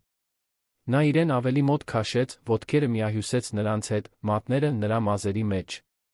Ես էլ եմ սիրում քեզ։ Եվ կյանքիս մնացած մասը կանցկացնեմ դա քեզ ապացուցելով։ Նրանք ամբողջ գիշերն արթուն անցկացրին, խոսելով ամեն ինչից ոչնչից, ապագայի մասին անորոշ պլաններ կազմելով, մանր-մունր բաներից ծիծաղելով, իրար սիրելով բոլոր հնարավոր ձերով։ Եվ առաջին անգամ այն գիշերվանից, երբ երեկույթի պատշգամբում հանդիպել էր Գաբրիելին, Անահիտն իրեն թույլ տվեց լիովին հավատալ։ Հավատալ, որ դա իրական է, որ դա կտի, որ ինքն արժանի է այդպես սիրվելու։ Բայց ինչպես ցանկացած պատմություն ունի իր շրջադարձերը, այն խաղաղությունը, որը նրանք կառուցել էին, պատրաստվում էր փորձության ենթարկվել այնպես, ինչպես նրանցից ոչ ոք չէր սպասում։ Հաջորդ երկուշաբթի օրն էր, որ Անահիտին կանչեցին գործառնությունների տնօրենի սենյակ։ Տիգրան Հովհաննիսյանը նստած էր սեղանի հետում, լուրջ արտահայտությամբ, որը նրան անմիջապես նյարդայնացրեց։ Անահիտ, խնդրում եմ, նստիր։ Նա նստեց, սիրտը արագ բաբախում էր։ Ինչ-որ բան է պատահել։ Անցյալ շաբաթ Անանուն բողոք ենք ստացել։ Քո Գաբրիել Ավագյանի մասին։ Անահիտը զգաց, թե ինչպես արյունը սառեց երակներում։ Ինչ տեսակի բողոք։ Ինչ-որ մեկը պնդել է, որ դուք հարաբերությունները սկսել եք, երբ դու դեռ Ռուբեն Սարգսյանի հետ էիր։ Որ եղել է դավաճանություն, որ դա աշխատանքային միջավայրում անպատշաճ վարքագիծ է։ Դա սուտ է։ Անահիտը զգաց, թե ինչպես զայրույթը բարձրացավ։ Ես Ռուբենը արդեն ամիսներ առաջ էինք բաժանվել, երբ ես սկսեցի Գաբրիելի հետ հանդիպել։ Ես հավատում եմ քեզ։ Տիգրանը հոգոց հանեց։ Բայց պետք է ընթացակարգին հետեմ։ Պետք է խոսեմ նա Գաբրիելի հետ, հավանաբար Ռուբենի, քանի որ բողոքը վերաբերում է երեքիդ։ Ռուբենը վանաձորում է։ Նա 3 է վերադարձել։ Տեղափոխությունը չի ստացվել, ըստ ելույթին։ Հաջորդ շաբաթվանից կվերականգնի իր պաշտոնն այստեղ։ Անահիտը զգաց, թե ինչպես աշխարհը փլուզվեց։ Ռուբենը վերադառնում էր։ Եվ Անանուն բողոք էր արել, փորձելով վնասել իրեն։ Կարող եմ գնալ։ Կարող ես։ Բայց Անահիտ, պետք է որ դու հասկանաս, որ եթե սա պաշտոնական հետաքննության վերածվի, կարող է ազդել քո հեղինակության վրա այստեղ ընկերությունում։ Հասկանում եմ։ Նա դողալով դուրս եկավ սենյակից։ Հաղորդագրություն ուղարկեց Գաբրիելին, խնդրելով հանդիպել ճաշի ժամին։ Պետք է պատմեր, թե ինչ էր կատարվում, նախքան նրան էլ կկանչեին։ Երբ հանդիպեցին գրասենյակի մոտ գտնվող սրճարանում, Գաբրիելը գունատվեց, լսելով բողոքի մասին։ Նա չի կարող դա անել։ Բայց անում է։ Եվ վերադառնում է երան։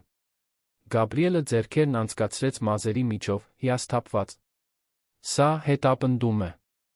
Վրեժ է, որովհետև նա չի ընդունել, որ մենք միասին ենք։ Ինչ ենք անելու։ Անկեղծ ենք լինելու։ Կպատմենք հենց այն, ինչ տեղի է ունեցել, ամսաթվերով, անհրաժեշտության դեպքում, վկաներով։ Եվ կապացուցենք, որ ոչ մի սխալ բան չենք արել։ Իսկ եթե չհավատան, կհավատան։ Որովհետև դա ճշմարտությունն է։ Բայց Անահիտն այդքան վստահ չէր։ Գիտեր, թե ինչպես են աշխատում գրասենյակային քաղաքականությունները, գիտեր, որ նույնիսկ անմեղ լինելով, բողոքի պարզ գոյությունն արդեն իսկ բիծ էր դնում հեղինակության վրա։ Այդ գիշեր, Գաբրիելի կողքին պառկած, նա չէր կարողանում քնել։ Նայում էր առաստաղին, մտածելով այն ամենի մասին, ինչ կարող էր սխալ գնալ։ Գլուխ 4. Պաշտոնական հետաքննությունը սկսվեց երեքշաբթի օրը։ Տիգրան Հովհաննիսյանը Անահիտին, Գաբրիելին, Ռուբենին առանձին կանչեց ցուցմունքներ վերցնելու։ 12-րդ հարկի հանդիպումների սենյակը դարձել էր հարցաքննությունների վայր, որոնք ավելի շատ դատավարությունների էին նման։ Անահիտն առաջինն էր։ Նա նստեց աթոռին, Տիգրանի մարդկային ռեսուրսների տնօրեն տիկին Հեղինե Կոստայի դիմաց, 40 անց մի կին, թափանցող հայացքով անզիջում կեցվածքով։ Անահիտ, եկեք անցնենք անմիջապես գործին, տիկին Հեղինեն բացեց նշումներով թղթապանակը։ Բողոքում պնդվում է, որ դուք արտամուսնական կապ եք սկսել Գաբրիել Ավագյանի հետ, մինչդեռ դեռս կայուն միության մեջ էիք Ռուբեն Սարգսյանի հետ։ Դա ճիշտ է։ Ոչ, Անահիտը ձայնը ամուր պահեց, չնայած նյարդերին։ Ես Ռուբենը պաշտոնապես բաժանվել էինք տարեվերջյան երեկույթից 3 ամիս առաջ։ Ես ունեմ հաղորդագրություններ, վկաներ, գրառումներ, որոնք դա ապացուցում են։ Իսկ երբ հստակ սկսվեցին հարաբերությունները պարոն Ավագյանի հետ։ Երեկույթի գիշերը։ Այն բանից հետո, երբ Ռուբենն ինձ հրապարակավ նվաստացրեց բեմում։ Տիկին Հեղինեն ինչ-որ բան գրառեց։ Մենք այդ իրավիճակի մասին բազմաթիվ վկայություններ ունենք։ Իրոք, թվում է, բավականին անհարմար դրվագ է եղել։ Այո։ Եվ Գաբրիելը միակ մարդն էր, ով հետո եկավ ինձ աջակցություն առաջարկելու։ Մենք այդ գիշեր հարաբերություններ չենք սկսել շահադիտական նպատակով։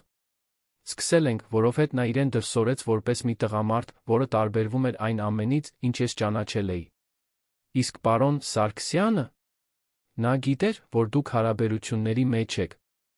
Միայն շաբաթներ անց իմացավ։ Եվ լավ չընդունեց։ Դուք կարծում եք, որ նա կարող էր այս բողոքն անել վրեժխնդրությունից ելնելով։ Անահիտը խոսքերը զգուշորեն ընտրեց։ Կարծում եմ, Ռուբենը դժվարությամբ ընդունեց, որ ես առաջ եմ շարժվել։ Բայց չեմ կարող պնդել, որ նա է արել բողոքը։ Տիկին Հեղինեն փակեց թղթապանակը։ Շատ լավ։ Մենք կլսենք մյուս ներգրավվածներին, հետո եզրակացություն կանենք։ Կարող եք գնալ։ Երբ Անահիտը դուրս եկավ սենյակից, Գաբրիելը սպասում էր միջանցքում։ Նրանք նայեցին իրար, նա արագ բռնեց նրա ձեռքը, նախքան իր ցուցմունքի համար ներս մտնելը։ Գաբրիելը նույն պատմությունը պատմեց։ Բաժանման ամսաթիվը, իրավիճակը երեկույթին, հարաբերություններ սկսելու համատեղ որոշումը։ Ասաց, որ երբեք ոչ մի կապ չի ունեցել Անահիտի հետ, մինչ նա Ռուբենի հետ էր, որ միշտ հարգել է նրանց հարաբերությունները, նույնիսկ ունենալով չպատասխանված զգացմունքներ։ Եվ հետո Ռուբենի հերթն էր։ Նա սենյակ մտավ այն գերազանցության տեսքով, որը միշտ ունեցել էր, նստեց այնպես, կարծես բոլորին լավություն էր անում։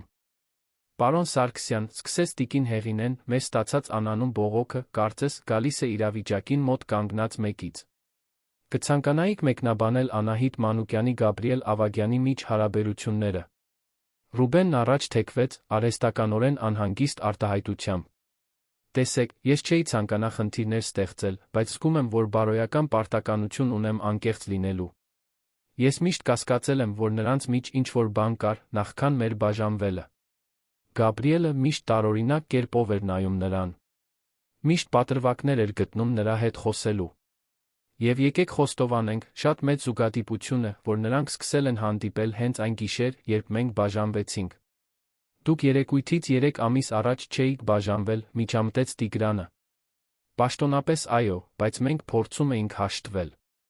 Անահիտը դա ձեզ հստակ չասաց։ Դա ճիշտ չէր։ Նրանք ոչինչ չէին փորձում։ Ռուբենը լկտիաբար ստում էր։ Եվ դուք այդ կասկածների որե ապացույց ունեք, հարցրեց տիկին Հեղինեն։ Ես ունեմ նրա հաղորդագրությունները, որտեղ ասում է, որ դեռ ինձ սիրում է, որ շփոթված է։ Ունեմ զանգերի գրանցումներ։ Կարող եմ ամեն ինչ ուղարկել։ Խնդրում եմ, մինչ օրվա վերջ ուղարկեք իմ էլեկտրոնային հասցեին։ Երբ Ռուբենը դուրս եկավ սենյակից, նրա դեմքին գոհունակ ժպիտ կար։ Նա անում էր հենց այն, ինչ ուզում էր, կասկածներ սերմանում, Անահիտի հեղինակությունը արատավորում, փորձում էր ոչնչացնել այն, ինչ նա կառուցել էր Գաբրիելի հետ։ Անահիտը Ռուբենի ստերի մասին իմացավ, երբ Մարինեն նրան քաշեց խոհանոցի մի աննկատ անկյուն, օրվա վերջին։ Դու պետք է մի բան իմանաս։ Մարինեն շուրջը նայեց, համոզվելու, որ ոչ ոք չի լսում։ Ռուբենը բոլորին տարածում է, թե դուք դեռ միասին էիք, երբ դու սկսեցիր Գաբրիելի հետ հանդիպել։ Ցույց է տալիս խմբագրված հաղորդագրություններ, ստեղծում է լիովին կեղծ պատմություն։ Ինչպես գիտես, որ խմբագրված են։ Որովհետև ես տեսել եմ բնօրինակ հաղորդագրությունները։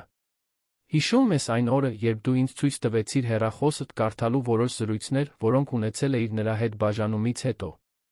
Ես մի քանիսը լուսանկարեցի առանց քեզ տեսանելի լինելու, որովհետև մտածեցի, որ մի օր կարող է պետք գալ որպես ապացույց, որ նա տականք է։ Եվ, դե, այդ օրը եկավ։ Մարինեն հեռախոսը տվեց Անահիտին, ցույց տալով իրական հաղորդագրությունների սքրինշոթերը։ Դրանցում պարզ երում էր, որ Անահիտը վերջնականապես էր բաժանվել Ռուբենից, որ նա էր աղաչում երկրորդ հնարավորության համար, որ նա հաստատակամ էր եղել, ասելով, որ իրենց միջ այլս հարաբերություններ չկան։ Դու այս ամբողջ ընթացքում սա պահել ես։ Պահել եմ, ուսերը թոթվեց Մարինեն։ Ես ճանաչում եմ թունավոր տղամարդուն, երբ տեսնում եմ։ Եվ գիտեի, որ նա վաղ թե ուշ կփորձի քեզ վնասել։ Ես պետք է սա ցույց տամ Մռ բաժնին։ Գնա։ Եվ կարող ես ասել, որ ես որպես վկա կծառայեմ ցանկացած բանի համար, որի կարիքը կունենաս։ Հաջորդ առավոտ Անահիտը շտապ հանդիպում նշանակեց տիկին Հեղինեի հետ։ Տարավ բնօրինակ սքրինշոթերը, բացատրեց, թե ինչպես է Ռուբենը շահարկել իրավիճակը, առաջարկեց Մարինեին որպես վկա։ Տիկին Հեղինեն ուշադրությամբ ուսումնասիրեց ամեն ինչ։ Այս հաղորդագրությունները լիովին հակասում են նրան, ինչ պարոն Սարգսյանը մեզ ներկայացրեց երեկ։ Որովհետև նա ստեց, Անահիտը ձայնը հանգիստ, բայց ամուր պահեց։ Նա դա անում է վրեժխնդրությունից ելնելով, որովհետև չի ընդունել, որ ես առաջ եմ շարժվել։ Եվ պատրաստ է ոչնչացնել իմ հեղինակությունն ու կարիերան զուտ վրդովմունքից։ Ես պետք է նրան առերեսեմ այս ապացույցների հետ։ Խնդրում եմ, արեք։ Որովհետև ես չեմ ընդունի, որ ինձ զրպարտի մի մարդ, ով չի կարողանում տանել մի կնոջ, որն առանց իրեն երջանիկ է։ Առերեսման հանդիպումը տեղի ունեցավ ուրբաթ օրը։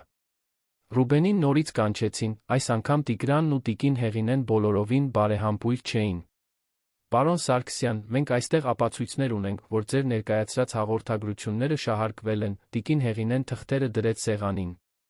Կցանկանայիք բացատրել։ Ռուբենը գունատվեց։ Ես ոչինչ չեմ շահարկել։ Մենք ունենք բնօրինակ հաղորդագրությունները։ Մետադվյալներով, ժամերով, ամեն ինչով։ Եվ դրանք շատ տարբեր պատմություն են պատմում ձեր տարբերակից։ Ռուբենը փորձեց վիճել, արդարացումներ հորինել, բայց անկյունում էր քշված։ Տիգրանը ոտքի կանգնեց։ Պարոն Սարգսյան, կեղծ բողոք ներկայացնելը ընկերության վարքականոնի լուրջ խախտում է։ Բացի այդ, կեղծ ապացույցներով գործընկերների հեղինակությունը վնասելու փորձը հիմք է օրինական հիմքերով աշխատանքից ազատման համար։ Դուք չեք կարող դա անել։ Կարող ենք։ Եվ կանենք։ Դուք մինչ օրվա վերջ ժամանակ ունեք ձեր սեղանը մաքրելու։ Ձեր պայմանագիրը խզված է։ Ռուբենը զայրույթից կարմրեց։ Նայեց Տիգրանին, տիկին Հեղինեին, հետո հասկացավ, որ պարտվել է։ Փորձել էր ոչնչացնել Անահիտին, ի վերջո ինքն իրեն ոչնչացրեց։ Նա կտրուկ վեր կացավ, շրջելով աթոռը։ Սա նրա մեղքն է։ Բոլորիդ, ովքեր հավատացիք նրան, ոչ թե ինձ։ Մեղքը քոնն է, որ չես ընդունում, որ մարդիկ առաջ են շարժվում, Տիգրանը պահպանեց պրոֆեսիոնալ տոնը։ Անվտանգությունը ձեզ կուղեկցի մինչ ձեր սեղանը։ Երբ Անահիտն իմացավ, թե ինչ է պատահել, զգաց թեթության տխրության խառնուրդ։ Թեթություն, որովհետև ճշմարտությունը հաղթել էր, տխրություն, որովհետև այս ամենը այնքան անհարկի էր։ Գաբրիելը նրան գտավ շենքի պատշգամբում, նույն այն վայրում, որտեղ ամեն ինչ սկսվել էր ամիսներ առաջ։ Ավարտվեց, ասաց նա, հետից գրկելով նրան։ Ավարտվեց։ Ռուբենին աշխատանքից հեռացրին։ Հետաքննությունը փակվեց։ Քո հեղինակությունը մաքրվեց։ Ավարտվեց։ Անահիտը շրջվեց նրա գրկում։ Շնորհակալ եմ, որ չհրաժարվեցիր ինձնից։ որ հավատացիր մեզ, նույնիսկ երբ դժվար էր։ Երբեք չեմ մտածել հրաժարվելու մասին։ Գաբրիելը համբուրեց նրա ճակատը։ Դու լավագույն բանն ես, որ երբեք պատահել է ինձ հետ, Անահիտ։ Թույլ չէի տա, որ որևէ բան քեզ ինձնից խլի։ Ես սիրում եմ քեզ։ Ես էլ եմ սիրում քեզ։ Նրանք այնտեղ մնացին մի որոշ ժամանակ գրկախառնված, նայելով ներքի երանին, իր բոլոր լույսերով, քաոսով, հնարավորություններով։ Հաջորդ ամիսները բուժման կառուցման ամիսներ էին։ Ընկերությունը վերադարձավ իր բնականոն հունին, բամբասանքները մարեցին, Անահիտը դարձավ իր բաժնի ղեկավար, մի ճանաչում, որին վաղուց արժանի էր, բայց որը հետաձգվել էր քաղաքական հանգամանքներով։ Գաբրիելը նույնպես մասնագիտորեն աճեց։ Նա կարողացավ միջազգային հաճախորդի հետ մեծ պայմանագիր կնքել, ճանաչվեց գործակալության լավագույն մասնագետներից մեկը։ Բայց մասնագիտական ձեռքբերումներից ավելի կարևոր էր այն, ինչ նրանք միասին էին կառուցում։ Նրանք դարձել էին մի միավոր, մի թիմ։ Համատեղ որոշումներ էին կայացնում, աջակցում էին իրար դժվար պահերին, միասին տոնում էին հաղթանակները։ Տիկին Սիրանուշը լիովին վերականգնվել էր, սիրում էր նրանց երկուսին հյուրընկալել կիրակնօրյա ճաշի։ Կարինեն ավարտել էր լրագրության ֆակուլտետը, պրակտիկայի էր անցել մի մեծ լրատվական պորտալում։ Կյանքը հավասարակշռություն էր գտել։ Մի շաբաթ առավոտ, Ռուբենի հետ կապված ամբողջ պատմությունից 6 ամիս անց, Անահիտի կյանքը նորից փոխվեց։ Նա Գաբրիելի բնակարանում էր, որը գրեթե նրանց երկուսի տունն էր դարձել, քանի որ նա ավելի շատ գիշերներ էր այնտեղ անցկացնում, քան սեփական բնակարանում։ Գաբրիելը խոհանոցում փորձում էր նրբաբլիթներ պատրաստել, բայց կեսը այրում էր ծիծաղում սեփական անհաջողության վրա։ Անահիտը նստած էր բարի վրա, ժպիտը դեմքին դիտում էր, երբ Գաբրիելը դադարեցրեց իր գործը, հանկարծակի լրջությամբ նայեց նրան։ Պետք է քեզ մի բան ասեմ։ Անահիտի սիրտը արագացավ։ Նա արդեն սովորել էր, որ երբ Գաբրիելն այսպես լրջանում է, նշանակում է, կարևոր բան ունի ասելու։ Կարող ես ասել։ Նա ձեռքերը սրբեց-սրբիչով մոտեցավ նրան։ Հիշում ես այն օրը ամիսներ առաջ, երբ դու առաջին անգամ հայտնվեցիր ընկերությունում։ Անահիտը ժպտաց։ Հիշում եմ։ Ես կանաչ զգեստ էի հագել։ Ճիշտ այդպես։ Գաբրիելը բռնեց նրա ձեռքերը։ Այդ օրը, երբ դու մտար հանդիպումների սենյակ, սկսեցիր ներկայացնել քո գաղափարները, ես երկու բան մտածեցի։ Առաջին, այս կինը ամենախելացի մարդն է, ում երբեք հանդիպել եմ։ Երկրորդ, ես կսիրահարվեմ նրան։ Դու երբեք ինձ դա չես պատմել։ Որովհետև կարծում էի, որ խելագարություն է։ Ինչպես կարող էի իմանալ, որ կսիրահարվեմ մեկին, ում նոր եմ հանդիպել։ Բայց ես գիտեի։ Խորքում, ես արդեն գիտեի։ Իսկ ինչու ես հիմա դա ինձ պատմում։ Որովհետև ես 3 տարի քեզ հեռվից եմ դիտել, ցանկանալով քաջություն ունենալ մոտենալու։ Ամիսներ շարունակ քեզ հետ եմ հանդիպել, ամեն օր ավելի շատ եմ սիրահարվել։ Եվ այսօր, այս սովորական շաբաթ առավոտ, այրված նրբաբլիթներով թարմ եփված սուրճով, ես հասկացա, որ այլս ոչ մի օր չեմ ուզում իմ կյանքից անցկացնել առանց քեզ։ Գաբրիելը բաց թողեց նրա ձեռքերը, ծնկի իջավ։ Անահիտը զգաց, թե ինչպես աշխարհը կանգ առավ։ Սա տեղի էր ունենում։ Իսկապես տեղի էր ունենում։ Նա տաբատի գրպանից մի տուփ հանեց։ Անահիտ Մանուկյան, դու ամենահիանալի, ուժեղ, խելացի, գեղեցիկ կինն ես, ում երբեք հանդիպել եմ։ Դու ինձ ստիպում ես ամեն օր ավելի լավը լինել։ Ստիպում ես հավատալ, որ իսկական սեր գոյություն ունի։ Եվ ես չեմ կարող պատկերացնել իմ կյանքն առանց քեզ։ Կամուսնանաս ինձ հետ։ Արցունքները հոսեցին Անահիտի դեմքով, նախքան նա կհասցներ մարսել հարցը։ Նա նայեց նրանց խոհանոցում ծնկի իջած Գաբրիելին, հետում այրված նրբաբլիթներով, այն բաց գույնի աչքերով, որոնք լի էին հույսով, սիրով։ Այո, ասաց նա, ձայնը խեղդված։ Այո, ես ուզում եմ քեզ հետ ամուսնանալ։ Գաբրիելը մի թռիչքով ոտքի կանգնեց, նրան քաշեց դեպի իրեն, համբուրելու։ Դա ամենահամակարգված կամ ռոմանտիկ համբույրը չէր, այն թաց էր արցունքներից լի ծիծաղով, բայց կատարյալ էր։ Երբ բաժանվեցին, նա մատանին դրեց նրա մատին։ Այն նուրբ էր, էլեգանտ, հենց այնպիսին, ինչպիսին նա կընտրեր։ Ինչպես գիտեիր իմ ճաշակը։ Քո քրոջն եմ օգնություն խնդրել։ Եվ մորթ։ Եվ Մարինեին։ Հիմնականում դավադրություն եմ կազմակերպել քո կյանքի բոլոր կարևոր կանանց հետ։ Անահիտը ծիծաղեց արցունքների միջով. Դու հիանալի ես։ Ոչ։ Մենք ենք հիանալի միասին։ Նրանք օրվա մնացած մասն անցկացրին, զանգելով ընտանիքին, պատմելով նորությունները, ստանալով շնորհավորանքներ, օրհնություններ։ Տիկին Սիրանուշը հուզմունքից լաց եղավ։ Կարինեն այնքան բարձր գոռաց հեռախոսով, որ քիչ մնաց Անահիտի թմբկաթաղանթը պայթեր։ Մարինեն արդեն սկսեց պլանավորել հարսանեկան խնջույքը։ Երեկոյան, անկողնում պառկած, Անահիտը նայեց մատի մատանուն, իսկ հետո կողքի Գաբրիելին։ Երբեք չէի պատկերացնի, որ երեկույթի այն սարսափելի գիշերը կհանգեցնի սրան։ Ես պատկերացնում էի։ Գաբրիելը մատներն անցկացրեց նրա մազերի միջով։ Ոչ հենց այսպես, բայց միշտ գիտեի, որ դու ես միասին իմաստ կունենանք։ Դու շատ վստահ ես բաների մեջ։ Ես վստահ եմ քո մեջ։ Մնացածը միասին կբացահայտենք։ Անահիտը գլուխը դրեց նրա կրծքին, լսելով սրտի հավասարաչափ բաբախյունը։ Գիտես, որն է զվարճալին։ Ինչը։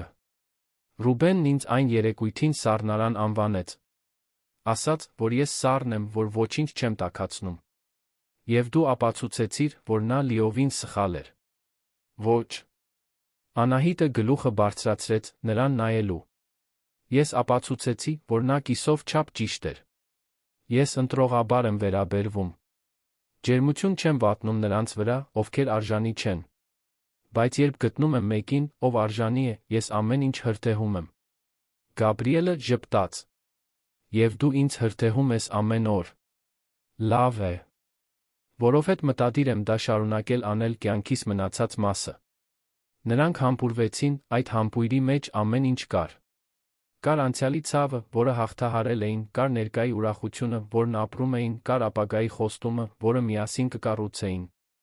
Ամիսներ անց երանում մի աշնանային երեկո Անահիտ Մանուկյանն ամուսնացավ Գաբրիել Ավագյանի հետ տիկին Սիրանուշի տան այգում կայացած փոքր մտերմիկ արարողության ժամանակ։ Ներկա էին միայն մոտ ընտանիքի անդամներ, իսկական ընկերներ։ Մարինեն հարսնաքույրն էր, լաց եղավ ամբողջ ելույթի ընթացքում։ Կարինեն կարդաց մի բանաստեղծություն, որը հատուկ այդ առիթով էր գրել։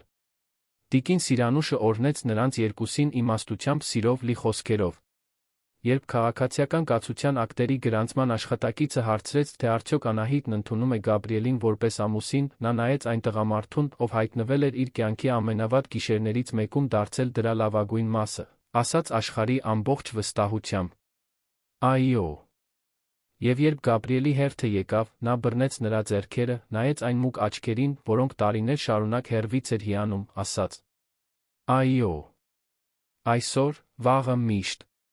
Հետագա խնջույքին, մինչ նրանք պարում էին իրենց առաջին պարը որպես ամուսին կին, Անահիտը գլուխը դրեց Գաբրիելի ուսին շշնջաց.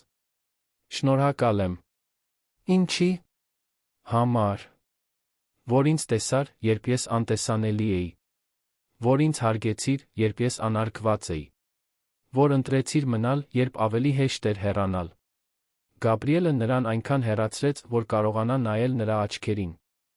Դու երբեք անտեսանելի չես եղել։ Անհնար էր քեզ չտեսնել։ Իսկ մնալու ընտրությանը ինչ վերաբերում է, դա ընտրություն չէր։ Ճակատագիր էր։ Դու հավատում ես ճակատագրին։ Ես հավատում եմ քեզ։ Հավատում եմ մեզ։ Մնացածը մանրուք է։ Եվ այնտեղ, պարելով այն տան այգում, որտեղ մեծացել էր, շրջապատված իր սիրելի մարդկանցով, Անահիտ Մանուկյանը վերջապես հասկացավ մի հիմնարար բան իր սեփական պատմության մասին։ Նրան նվաստացրել էին այն երեկույթին ամիսներ առաջ։ Նրան նվազեցրել էին, ծաղրել, բացահայտել տասնյակ մարդկանց առաջ։ Եվ մի պահ դա ավելի շատ էր ցավեցրել, քան այն ամենը, ինչ նա երբեք զգացել էր։ Բայց Գաբրիելը տեսել էր ամեն ինչ։ Տեսել էր նվաստացումը, տեսել էր այն ձը, որով նա ոտքի էր կանգնել պատասխանել, տեսել էր այն ուժը, որը նա ուներ, նույնիսկ երբ իրեն կոտրված էր զգում։ Եվ այն, ինչ նա արեց հետո, նրան փրկելը չէր, որպես անպաշտպան արքայադստեր, որը սպասում է արքայազնի։ Դա ճանաչելն էր, որ նա ինքն իրեն փրկել էր, քաջությամբ, արժանապատվությամբ։ Դա նրա կողքին քայլելն էր, ոչ թե առջից կամ հետից, այլ կողք կողքի։ Դա ընտրելն էր ամեն օր ներկա լինել նրա կյանքում ոչ թե որովհետև նա դրա կարիքն ուներ, այլ որովհետև նրանք ուզում էին։ Անահիտը սովորել էր, որ իսկական սերը փրկվելու մասին չէ։ Այն տեսանելի լինելու, հարգված լինելու, հիացմունքի արժանանալու մասին է, հենց այնպիսին, ինչպիսին դու կաս։ Այն գտնելու մասին է մեկին, ով չի վախենում քո ուժից, ով իրեն սպառնալիքի տակ չի զգում քո խելքից, ով տոնում է քո հաղթանակները, դրանք նվազեցնելու փոխարեն։ Եվ վերջապես, տարիներ շարունակ ավելի քիչն ընդունելուց հետո, քան արժանի էր, Անահիտը գտել էր մեկին, ով իրեն սիրում էր նույն բուռնությամբ, ինչպես ինքն էր սիրում։ Մեկին, ով իրեն ստիպում էր ավելի լավը լինել, չդադարելով լինել ինքը։ Մեկին, ով հասկանում էր, որ ինքը սառը չէ, այլ պարզապես ընտրողաբար է վերաբերվում, թե ով է արժանի զգալու իր ջերմությունը։ Այդ գիշեր, երբ խնջույքն ավարտվեց, հյուրերը հեռացան, Անահիտն ու Գաբրիելը վերադարձան իրենց բնակարան։ Այլս ոչ թե նրա կամ իր բնակարանը, այլ նրանցը։ Մի տարածք, որը նրանք միասին էին կառուցել, լի հիշողություններով, պլաններով։ Գաբրիելը նրան գրկեց դռան մոտ, ստիպելով նրան ծիծաղել։ Ինչ ես անում։ Իմ կնոջը տանում եմ շեմից ներս։ Ավանդույթ է։ Դու հիմարիկ ես։ Այո։ Բայց հիմա քո հիմարիկն եմ։ Նա նրան տարավ մինչ ննջասենյակ, այնտեղ ծիծաղի, համբույրների շնջացված խոստումների մեջ, նրանք տոնեցին նոր փուլի սկիզբը։ Եվ երբ քունը վերջապես եկավ, Անահիտը քնեց ժպիտը դեմքին, ապահով այն տղամարդու գրկում, ով ապացուցել էր, որ իսկական սերը ոչ միայն գոյություն ունի, այլ արժե սպասման ամեն վայրկյանը, թափված ամեն արցունքը, հաղթահարված ամեն վախը։ Որովհետև ի վերջո, նա ոչ միայն գտել էր մեկին, սիրելու համար։ Նա գտել էր մեկին, ով իրեն հիշեցնում էր, թե ինչու է ինքն արժանի սիրվելու։ Եվ դա, Անահիտը վերջապես հասկանում էր, ամենամեծ նվերն էր։